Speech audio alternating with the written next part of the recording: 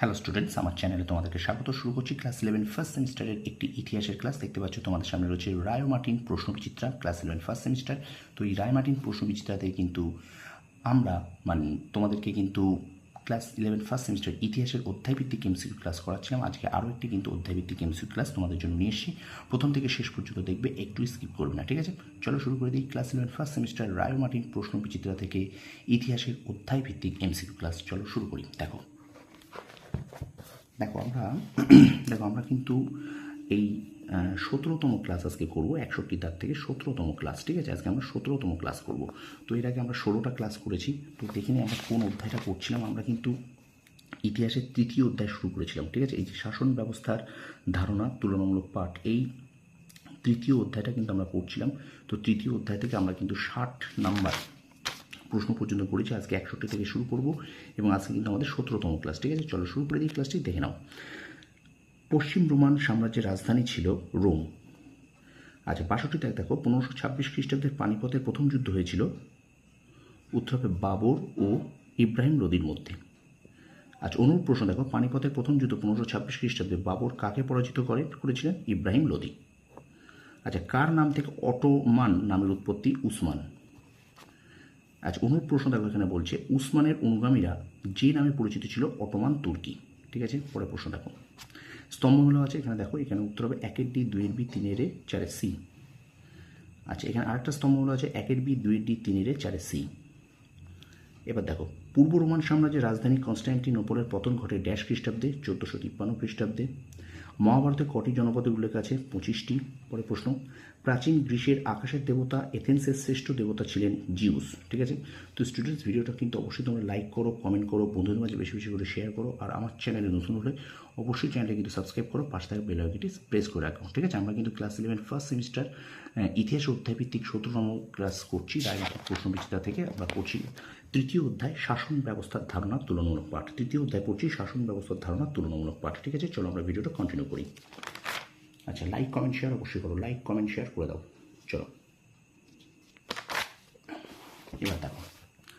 এবার দেখো বলছে ঘটনাক্রম অনুযায়ী সাজাও। তাহলে এখানে তোমরা এই ঘটনাক্রমটা একটু পড়ে নাও, আমি পড়ছি না। উত্তর হবে 4-3-1-2, উত্তর হবে 4-3-1-2, ঠিক আছে? ঘটনাক্রম অনুযায়ী সাজাও, ওকে? আচ্ছা, পরের প্রশ্ন দেখো, এগোরা শব্দটির অর্থ হলো জনগণের মিলনস্থল। আচ্ছা, বিবৃতি দুটো আছে, এখানে হলো 2 হলো 1-এর কারণ, 2 হলো 1-এর কারণ। আচ্ছা, পরের প্রশ্ন দেখো, স্তম্ভগুলো আছে 1-এর সি, 2-এর ডি, 3-এর এ, 4-এর বি। 1-এর সি, 2-এর ডি, 3-এর এ, 4-এর বি, ঠিক আছে? আচ্ছা, প্রথম বৌদ্ধ সঙ্গীতই দেখো এখানে কোনটা হবে? প্রথম বৌদ্ধ সঙ্গীতি রাজগৃহ, দ্বিতীয় বৌদ্ধ সঙ্গীতি বৈশালী, তৃতীয় বৌদ্ধ সঙ্গীতি পাটলিপুত্র, চতুর্থ বৌদ্ধ সঙ্গীতি কোথায় হবে সেটা জানতে চেয়েছে। তো এখানে হবে কাশ্মীর, ঠিক আছে? তো আসলে কোন বৌদ্ধ সঙ্গীত কোথায় হয়েছিল এগুলো কিন্তু তোমরা মনে রাখবে, ঠিক আছে? কারণ প্রথম বৌদ্ধ সঙ্গীত হয়েছিল রাজগৃহতে, দ্বিতীয় বৌদ্ধ সঙ্গীত হয়েছিল বৈশালীতে, তৃতীয় বৌদ্ধ সঙ্গীত হয়েছিল পাটলিপুত্রে, চতুর্থ বৌদ্ধ সঙ্গীত হয়েছিল কিন্তু কাশ্মীরে। এগুলো কিন্তু তোমরা একটু মনে রাখবে, ঠিক আছে? চলো আমরা পরের প্রশ্নে চলে যাই।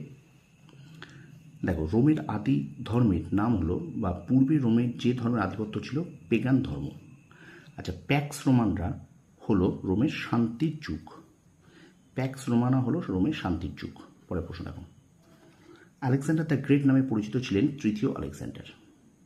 আলেকজান্ডার দ্য গ্রেট নামে পরিচিত ছিলেন তৃতীয় আলেকজান্ডার। পরের প্রশ্ন দেখো, এখানে বিবৃতি এবং কারণ আছে, একটু দেখে নাও। এখানে উত্তর হবে এ ও আর উভয় সঠিক, আর হলো এর সঠিক ব্যাখ্যা। আচ্ছা, পরের প্রশ্ন, মগধের পরপর যে 4টি রাজবংশ রাজত্ব করেছিল সেগুলি হলো, দেখো, হর্ষঙ্ক, শিশুনাগ, নন্দ, মৌর্য, ঠিক আছে? পরের প্রশ্ন, রোমের দার্শনিক সম্রাট বলা হয় মার্কাস আরেলিয়াসকে। আচ্ছা, বাউলি বা পরিষদ ছিল ড্যাশের প্রতিনিধি সভা? এথেন্স। পেরিক্লিস ছিলেন ড্যাশের নেতা? এথেন্স। মানচিত্রে দেওয়ার জায়গাটি হলো, একটু দেখে নাও মানচিত্রটা, এই যে এটা দেখে নাও, এই যে জায়গাটা দেখাচ্ছে, তো মানচিত্রে দেওয়া জায়গাটি কিন্তু হলো পাটলিপুত্র। এই যে ছবিটা একটু দেখে নাও ভালো করে, ঠিক আছে? মানচিত্রে দেওয়ার জায়গাটা হলো পাটলিপুত্র। পরের প্রশ্ন, আইন বিশেষজ্ঞ সোলন ছিলেন এথেন্সের মানুষ। রামায়ণে কতগুলি জনপদের উল্লেখ আছে? 27টি।